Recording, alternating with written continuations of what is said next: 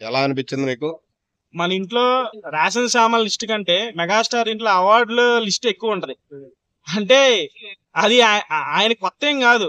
ఆయన ఇంటికి పంపించేసినా చాలు. కానీ ఆయన అట్లా తీసుకునే వ్యక్తి కాదు. చాలా మంది అట్లా పంపించుకుంటారేమో.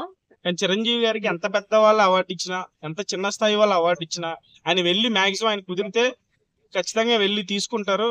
ఆ వాళ్ళు ఏదైతే సన్మానం గౌరవం ఇద్దాం అనుకుంటారో ఆయన మనస్ఫూర్తిగా దాన్ని ఆయన స్వాగతిస్తాడు. సో అందుకని ఆయన మెగాస్టార్. సో అంటే ఒకటేంటన్న ఎన్ని అవార్డులు అన్న మెగాస్టార్ చిరంజీవి గారికి. నెక్స్ట్ అంటే ఆయన ఇంట్లో నేను ఎవరో చెప్పారు, ఇంద్ర 175 డేస్ ఫంక్షన్ లో అప్పుడు అనుకుంటా చిన్ని కృష్ణ గారు అనుకుంటా చెప్పారు, ఎవరైనా ఏ స్టార్ హీరో ఇంటికి వెళ్ళినా అవార్డులు వాళ్ళు సంపాదించుకున్నవన్నీ కూడా ఒక రూమ్ లో ఉంటాయి. కానీ చిరంజీవి గారి ఆఫీస్కి వెళ్తే మీకు అవార్డులో ఏముండవు, మదర్ తెరీసా గారి బొమ్మ ఉంటది అని చెప్పేసి. అంటే చిరంజీవి గారి వ్యక్తిత్వం ఏంటనేది అక్కడ మనం అర్థం చేసుకోవాలి. సో అది దట్ ఈస్ మెగాస్టార్.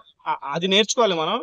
అంటే ఆ చిరంజీవి గారి టాలెంట్, డాన్స్, యాక్టింగ్, పర్ఫార్మెన్స్ ఇప్పుడు అందరూ చేస్తారు. అది కాదు చిరంజీవి గారి ఏమంటారు వ్యక్తిత్వం, ఆ పర్సనాలిటీ అందరితో కలుపుకెళ్ళిపోయే రకం.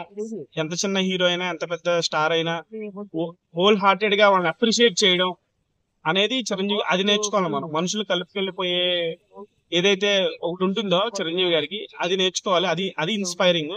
ఈ అవార్డ్స్ ఇవన్నీ ఆయనకి చాలా కామన్. అది అంటే డే టు డే రొటీన్ లాగా ఉంటది ఆయనకి అవార్డ్స్ అంటే.